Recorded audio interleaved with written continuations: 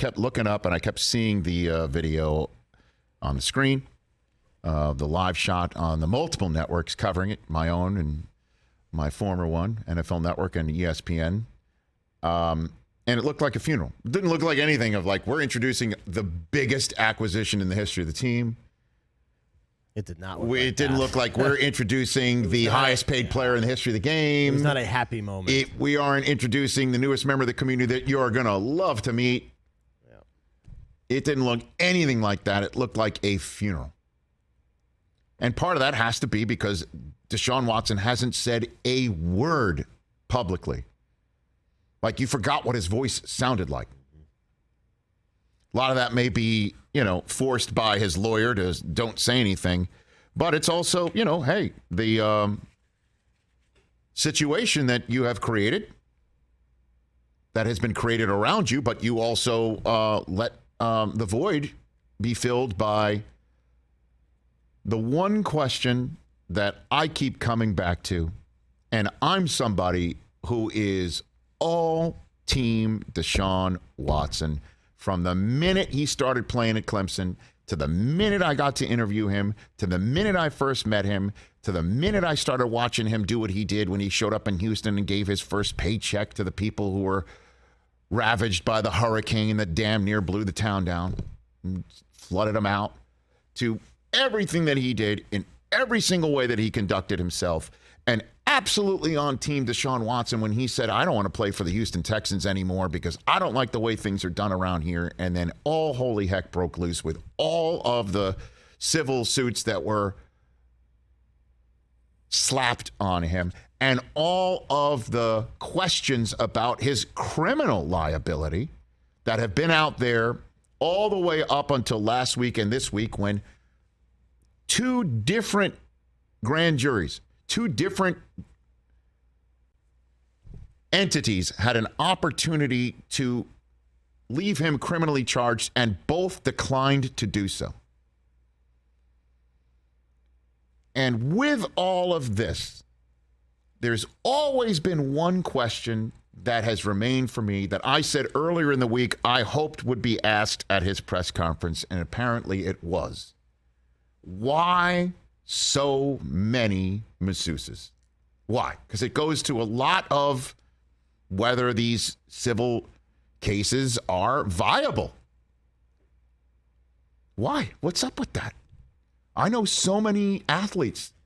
They, when somebody touches their body, it's, a temple. Like, you got to know their body. You've got to know them. They have to know you. Like, this is the way it works. And when you find somebody who works on you and gets it right, you don't leave them for life. Like, that's your guy or your gal. Like, that's your person.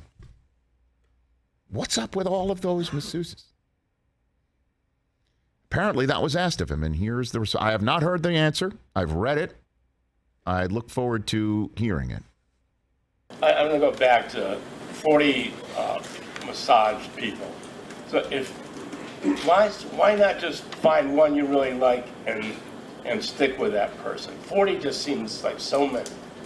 Well, I never, as far as a team, and then when I say team, not saying the Cleveland Browns, but my agency and things like that, 40 is just over the time. It's not in one period of time. I've been in Houston for 5 years, so you go to different people, and that's just how, like I said before, I can't get too far into the details, but as businesses work and you move and meet different people and people have different schedules and blocks, you kind of meet people over time.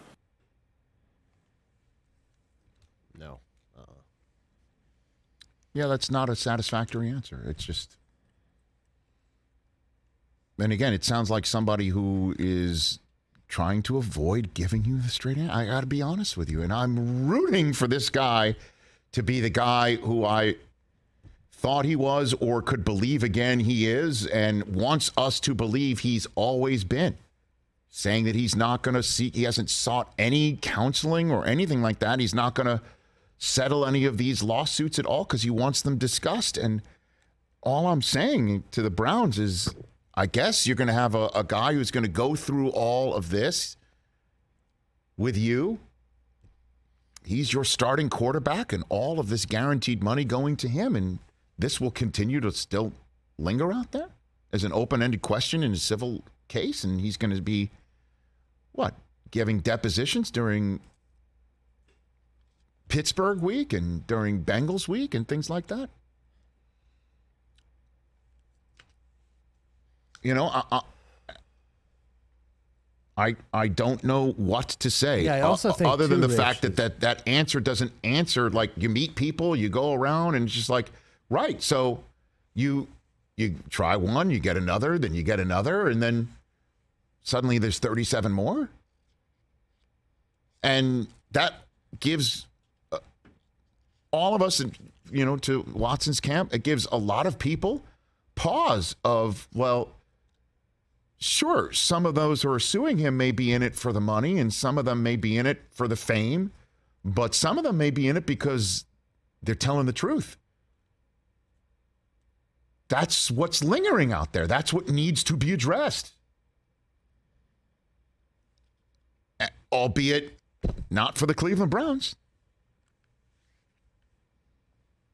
And, you know, once this gets to be playing time and he's out there, we in the media will absolutely be talking about Deshaun Watson, the quarterback, and what's it mean for the Browns. And if this does, folks, I'm telling you, and Watson's well-intentioned, you know, agents and you know, inner circle and family members who love him, and be ready for it, because if this does reach the ultimate for the Browns, which is what they're hoping for with $230 million guaranteed dollars for an insanely talented quarterback, Super Bowl week, when he's there,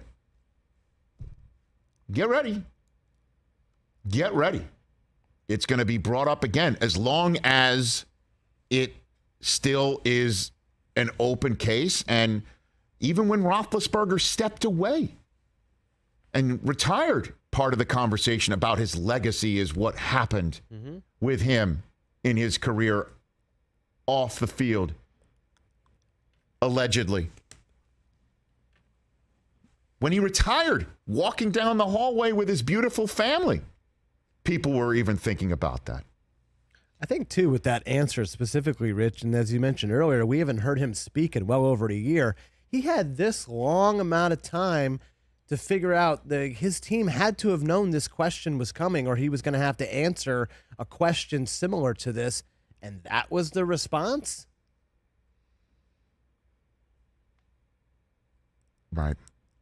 Just jumbled words and totally unconvincing and unsatisfactory. Well, like you again, said. unless, you know, there's really no answer for it, which is what the impression is.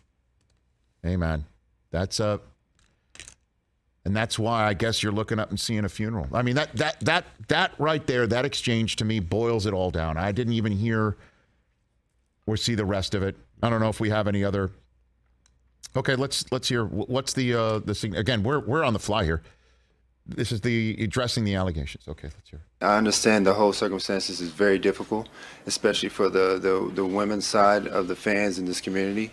I'm not naive to that. I know these allegations is very, very serious. But like I've mentioned before, I've never assaulted any woman. I never disrespected any woman. I was raised by a single-parent mom who has two aunties who's her sister, and that's who raised me. I was raised to be genuine and respect everyone and everything around me. So I've always defended that, and I will continue to stand on that. And I just want the opportunity to be able to show who I really am in the community and be hands-on and help people and serve other people. Well, he's going to get that opportunity because the Browns are giving it to him. So we will see that. And that's part of who he's been. I mean, that, you know, that struck me as a more genuine. I know that's the guy I fell in love with yeah. the minute he came off the campus of Clemson. But again, you know, to say he never disrespected anybody, there's 20. It's just that again. That's why I keep going back to the number, and you know, the answer to that could be, well, from their camp, I imagine. Well, it's a litigious lawyer who's trying to make a name, trying to make a buck on my name, and everyone's a liar. And he does have on his side of the ledger. 2 opportunities had by authorities to charge him criminally, and neither did it. So it happened. Again, I always thought, call me naive, he would have to do this first in order for NFL teams to come in his direction and then just acquire him on the contract he already had. But I guess shame on me, because what ended up happening is once the original first criminal grand jury, the first grand jury that was criminally investigating him declined to advance, all the teams were all in, or 4 teams were all in. And then not only did he wind up signing a contract before having to explain what this is all about from his perspective, he gets the most lucrative, guaranteed lucrative, unprecedented contract in the history of the NFL during National Women's Month in the United States of America and the NFL.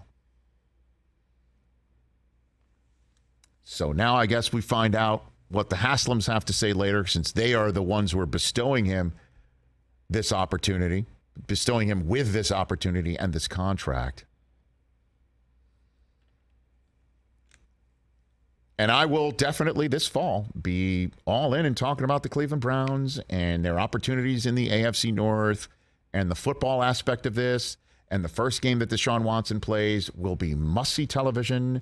And I, don't know when that will be, because even the Browns and his representatives got together and financially structured this knowing that a suspension was coming. So the finances are back-ended, it appears. Cap numbers are back-ended more. So they're all fully expecting him not to have all 16 games, or 17, I knew I'd be doing that, under his belt this fall. And we'll be talking about it. But I will always be wondering about why so many masseuses. We might learn more if he's not settling any of these cases. And I'm one of the biggest advocates of him that I know of, because of how he came into this league, how he conducted himself in this league up until this was known, and what he came into this league with, and who he was when I met him and came across as. And I'm going to be thinking about it for a long time. Hey, you watched all the way to the end. Thanks for that. Watch more right here.